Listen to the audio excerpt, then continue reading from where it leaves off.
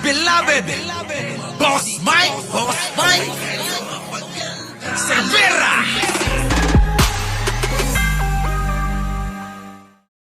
Eto na, Pangulong Bongbong Marcos. Panoorin ninyo para sa dagdag kaalaman ninyo. Sabihin ng mga DDS nating mga mahal na mahal, fake news tayo. Eto na. We do not want to subsidize it is because it is the subsidy with lang doon sa bank account ng PhilHealth. Narinig ninyo. Parang ganito lang, sisimplihan ko mga kababayan, tong PhilHealth na matakaw sa pera. Itong PhilHealth na matakaw sa pera mga kababayan, napakarami pang pagkain sa plato niya. Biruin nyo, hindi pa niya nauubos, hindi pa nga niya nababawasan yung pagkain sa plato niya. Gusto pang kumuha uli. Doon, no? Diba? Ginagawa niyang buffet. Yung kaban ng bayan, parang ganon. Pag puno pa yung plato mo, huwag ka munang kumuha, ubusin mo muna. Hindi mo pwedeng lahat sa'yo. Di po ba? Ganon. Sige, Mr. President, tuloy mo. Hindi magagamit. Marami tayong paggagamitan nun. Yun na nga, maraming ang paggagamitan. Pero itong PhilHealth nga at iba pa, nako. Kaya nga ngayon mga kababayan, maging balanse tayo. Mukhang meron ding hindi pagkakasasaayos ng pondo sa paglalatag sa mga ahensya ng gobyerno.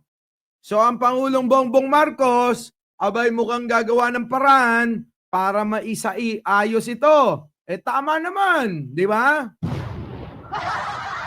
Ang problema nga kasi mga kababayan, itong mga kaibigan natin na mga DDS ay ginagawang issue at kasalanan naman ni Pangulo. Ang nag-asikaso niyan ang Kongreso at Senado. Hindi naman si Pangulo. Didesisyonan lang ni Pangulo yan kung tama ba, kung okay ba, o meron siyang gustong baguhin. Di ako nagagalit. Shoutout nga pala sa inyong lahat. Shoutout po. Ganon lang ho yung kasimple. Kaya lang nga yung mga DDS, sabi ko nga sa inyo, kung bakit nag-viral ito, kung bakit halos sabay-sabay silang bumanat. Binanatan na nila ang wala daw binigay na budget ang gobyerno. Di ba?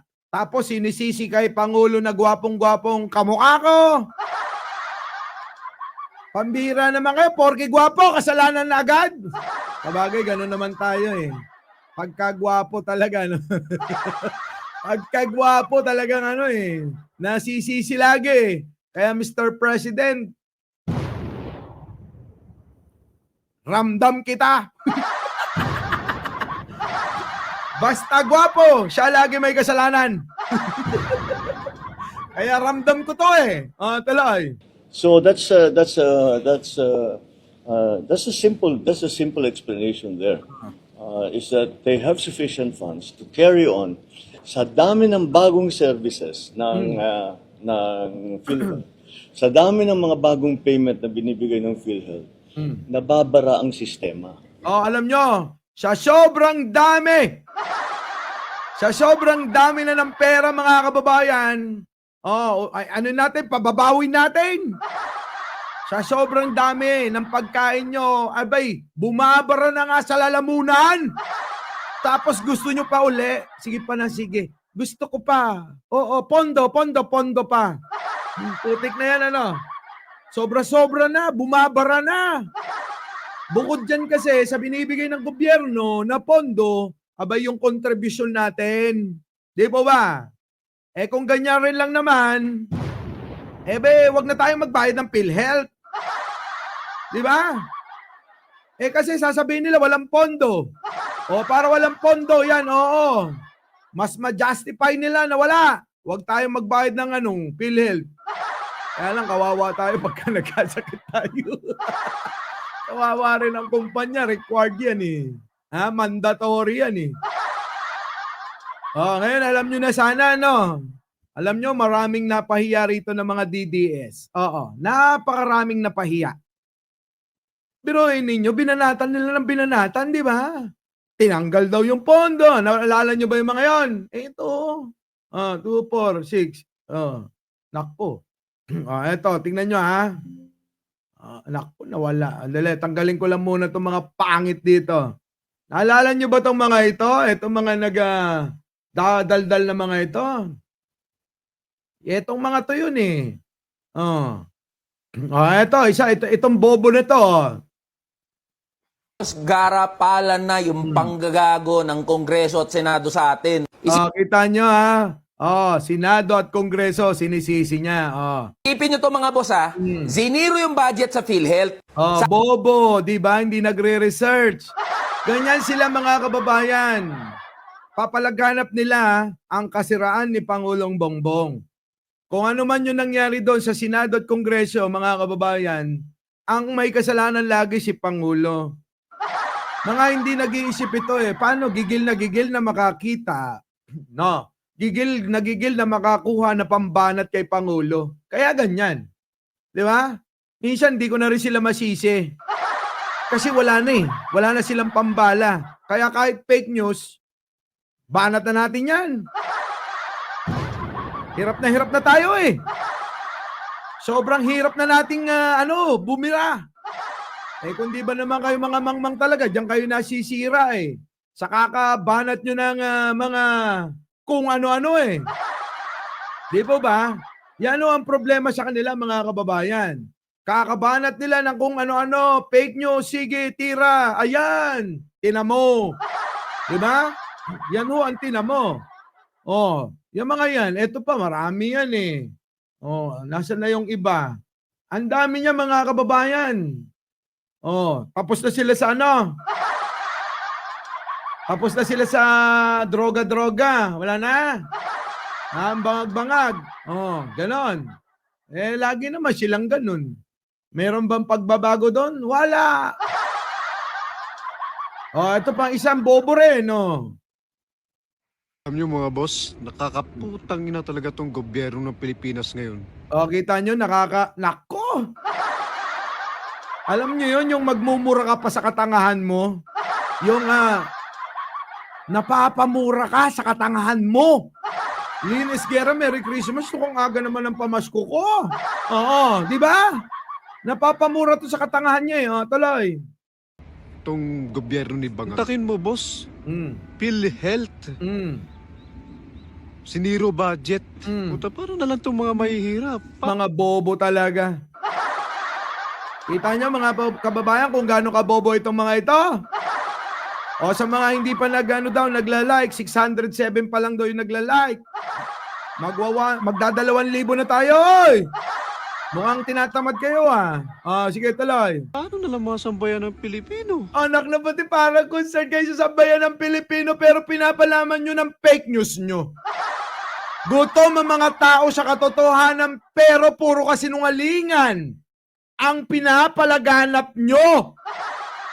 Di po ba mga kababayan? Ito ang problema sa mga DDS, ang tatanga.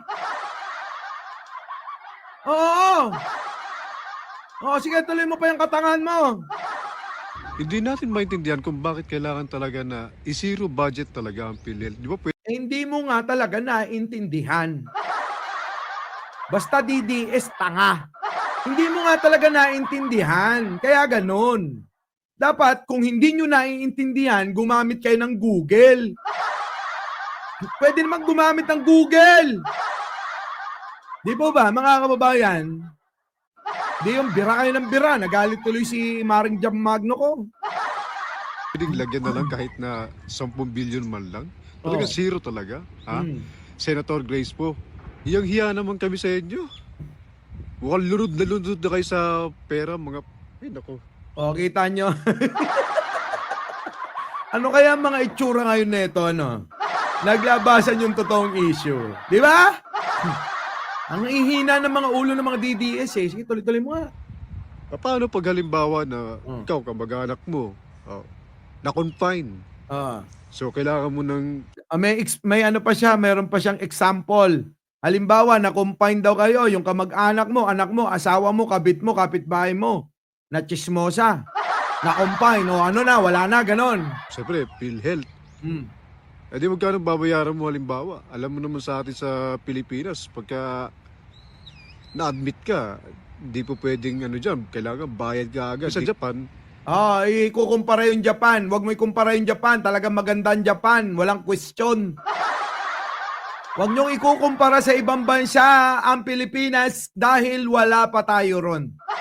Kung gusto niyo ng ganong maging parang Japan, Singapore o kung saan mang bayan, bansa nandoon kayo, abay tumulong kayo sa bansang ito. Tama po ba? Di ba? Kung gusto nyo maging ganyan, sa inyong pupuntahan, sa inyong pinuntahan o naroon man kayong bansa, tulungan nyo na lang tong bansang ito dahil nilugmok ito ng mahabang panahon. Sobrang haba na nilugmok ito ng mga namuno mula kay Digunyo. Ngayon nga nagkaroon tayo ng tunay na nagmamalasakit at gumagawa ng paraan para maitaguyod tayong mga Pilipino at bansang ito, pabigat kayo! Kunada jayame, mangiruruman kayo. Mangiruruman! Kunada! Putik na yan eh.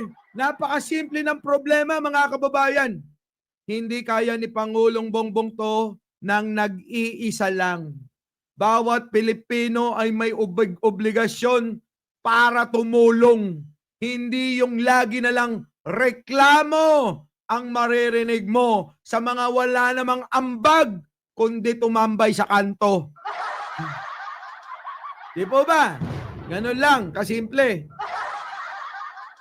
Kaya nga mga kababayan, itong mga ito, hindi ko rin naman masisisi. Dahil etong mga pinapanood nito, yung mga fake news na balita ng mga demonyo. Yan yung mga nababasa nila, napapanood nila, at naririnig nila.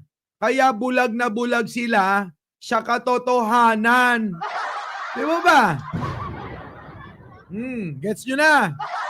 Dahil dyan sa mga katangahan na yan, nagpahayag na nga si Pangulo. Ulitin ko lang. We do not want to subsidize it is because it is the subsidy will lang doon sa bank account ng PhilHealth. Kita nyo, subsidy lang ang tinanggal. Maliwanag subsidy lang. Hindi pondo, mga bobo. Kasi pinapakalatan nyo yung mga tao ng maling impormasyon eh. Kaya yung iba nananatiling mga bobo. Di po ba?